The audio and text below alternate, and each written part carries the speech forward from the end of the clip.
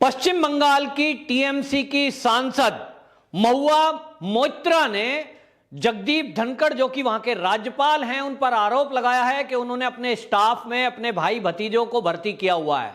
और आपको बताएं ये वो टीएमसी की सांसद हैं जिनका पूरा तंत्र, पूरी राजनीति भाई भतीजेवाद पर ही चलती है। सबको पता है कि अभी महासचिव, राष्ट्रीय महासचिव किसको बनाया गया है, कौन है वो, ममता बनर्जी के अभिषेक बनर्जी। तो ये टीएमसी की जो सांसद है ये जगदीप धनखड़ जी पे आरोप लगाती है, लेकिन जगदीप धनखड़ जी ने इस पे करारा जवाब देते हुए उनको बताया कि मेरे जो स्टाफ को आप मेरे रिश्तेदार बता रहे हो, उन 6 स्टाफ में 4 राज्यों के अलग अलग जातियों के लोग हैं जिसमें मेरा एक भी कोई रिश्तेदार नहीं है। लेकिन जगदीप धनखड़ जी ने यह भी कहा कि यह आरोप असल में क्यों लगाया जा रहा है, यह केवल डिस्ट्रैक्शन की रणनीति है कि अपनी जो कमियां हैं उनको छुपाने के लिए ये इधर उधर ध्यान भटका रहे हैं, क्योंकि इस समय जो हिंसा हो रही है उस हिंसा में टीएमसी सरकार शामिल है।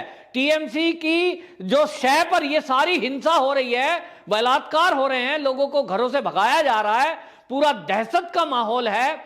ऐसे में पुलिस भी किसी की सुरक्षा नहीं कर रही है और यह सुरक्षा करने में पुलिस प्रशासन नाकाम रहा है। जगदीप धनखड़ जी ने बाकायदा इसके लिए कई बार वहां के मुख्य सचिव, मुख्यमंत्री को सचेत किया है।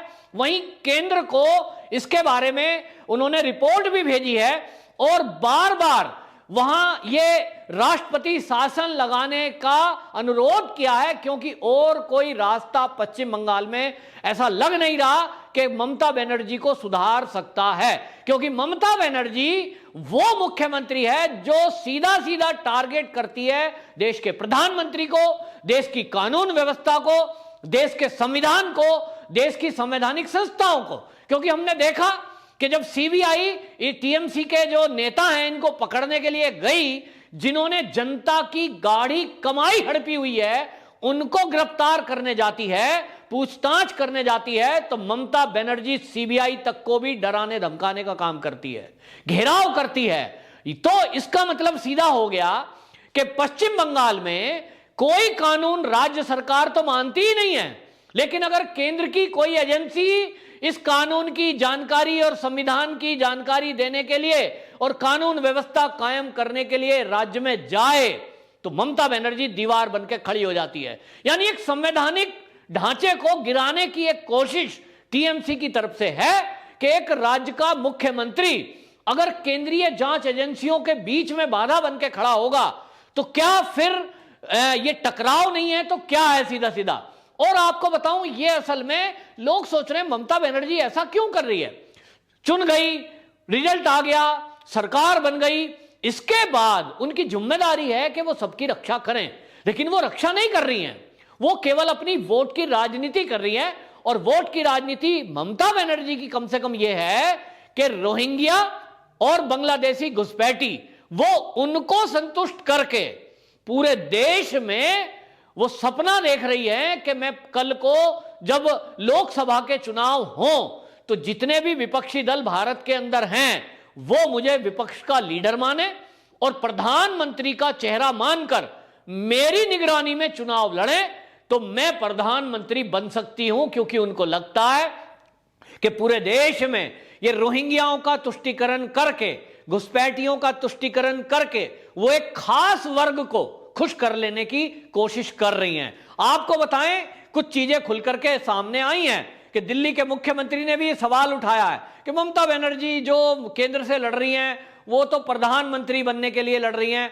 ऐसी ऐसी चीजें भी सामने आ रही हैं। अब इसका मतलब ये हुआ कि ये जो 12-13 दलों का विपक्षी दल है, इसमें जो लीडर हैं, इनमें कई लीडर ऐसे होंगे जो अपने आप को प्रधानमंत्री का सपना देखने की कोशिश में लगे हुए हैं कि भाई मैं बनूंगा प्रधानमंत्री।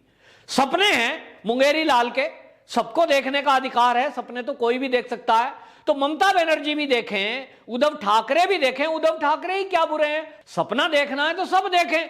तो भैया सब सपना देख रहे हैं, लेकिन इन सब दलों में, 12-13 दलों में अभी तक अपने आप को सबसे बड़ा घुसपैठियों का रक्षक, घुसपैठियों का सबसे बड़ा नेता ये बनने की होड़ मची हुई है। आप देखें लगभग पूरे देश में जहां जहां भाजपा की सरकारें नहीं हैं उन राज्यों की आप स्थिति देख लीजिए, वहां ये यही कर रहे हैं कि जो मूल निवासी वहां के लोग हैं, जैसे आप महाराष्ट्र में लेंगे तो महाराष्ट्र में यदि आप रोहिंग्याओं की स्थिति देखें, बांग्लादेशी घुसपैठियों की स्थिति देखें, तो वहां आपको दिखाई देगा कि उनको कुछ नहीं कहेंगे, लेकिन जो प्रवासी मजदूर बिहार के हैं, यूपी के हैं, मध्य प्रदेश के हैं, वो वहां से छोड़ के जाएं तो जाएं।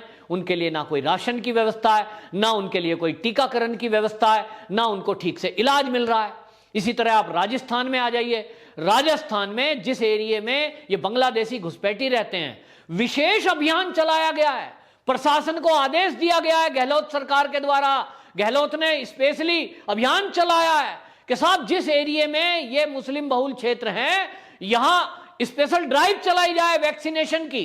लेकिन बाकी जगह तो गड्ढे में पड़ रही हैं, या तो वैक्सीन लोगों के हिस्से की डस्टबिन में जा रही है। तो आप देखिए किस तरह की तुष्टीकरण है। अभी 1-2 दिन पहले ही अशोक गहलोत का एक लेटर सामने आया। बहुत सारे लोग जो राजस्थान है उसमें कोरोना के कारण उनकी मृत्यु हुई है, लेकिन ये लोग लेटर लिखते हैं किनको? जो केवल एक विशेष वर्ग के लोग हैं, उनको लेटर लिख रहे हैं अशोक गहलोत जी साइन करके, आपकी मृत्यु पे मुझे बड़ा दुख है।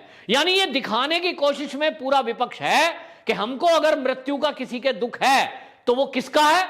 जो घुसपैठियों की बिरादरी का आदमी है, जो बांग्लादेशी घुसपैठी और रोहिंग्याओं का रिश्तेदार है, जो उनके धर्म का है, उसकी रिश्तेदारी, उनसे इनको दुख है। और ममता बनर्जी उसमें सबसे बड़ा नेता अपने को प्रोजेक्ट करने की होड़ में हिंदुओं पे अत्याचार वहां हो रहे हैं। ये सब चीजें जो हो रही हैं, ये जानबूझ के की जा रही हैं, क्योंकि उनको लगता है कि अब जो सत्ता मैंने प्राप्त करी है, 5 साल के लिए मैं मुख्यमंत्री बन के आ गई, तो ज्यादातर किन लोगों ने वोट की है?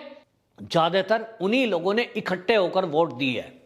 जो घुसपैठी रोहिंग्या हैं, जो बांग्लादेशी घुसपैठी हैं, उनके हितैषी हमने देखा सीए के टाइम में किस तरह से लोग खड़े हो गए, हम लागू नहीं होने देंगे, हम उनके पक्ष में धरना प्रदर्शन करेंगे। और दिल्ली में जगह जगह प्रदर्शन हुए।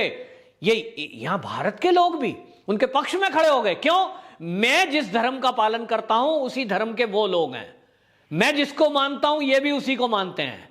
अब एक घुसपैठी है जो घुसपैठ करके अवैध दस्तावेजों के जरिए आया है, या तो दस्तावेज है ही नहीं, वो अपराधी है, कानून का अपराधी है, लेकिन उस अपराधी के पक्ष में खड़े हो गए। और ये ममता बनर्जी मुख्यमंत्री हैं, लेकिन ये क्यों ऐसा कर रही हैं? और इसलिए जगदीप धनखड़ जी ने इनको आईना दिखाया है कि आप मेरे ऊपर सवाल उठाते हो, जबकि मेरे जो स्टाफ है उसमें कोई भी ऐसा नहीं है। लेकिन आप अपनी तरफ देखिए, आप देखिए क्या कर रही हैं कि अगर आपको टीएमसी का महासचिव बना था, राष्ट्रीय महासचिव बनाना था, तो आपको अपना भतीजा ही सबसे अकलमंद दिखाई दिया। यह है भाई भतीजावाद, जो अखिलेश यादव करते हैं कि पिता हैं तो फिर उनके बाद बेटा है, इस तरह से इसको कहते हैं भाई भतीजावाद। तो भैया आप राज्यपाल पर, यानी एक राष्ट्रपति के प्रतिनिधि पर सवाल उठाएंगे? यह केवल दिख रहा है कि टीएमसी के लोग अपना मुंह छुपाने के लिए इधर उधर की बातें कर रहे हैं, जबकि हकीकत यह है कि पश्चिम बंगाल में हिंदुओं को टारगेट किया जा रहा है, दलितों को टारगेट किया जा रहा है, अनुसूचित जाति जनजाति की महिलाओं के बलात्कार हो रहे हैं। और इस सारे मामले में अभी तक राज्य की सरकार है पश्चिम बंगाल की, वो किसी को भी वो ना तो संरक्षण दे पा रही है, जो विस्थापित हो गए ना उनका पुनर्वास कर रही है।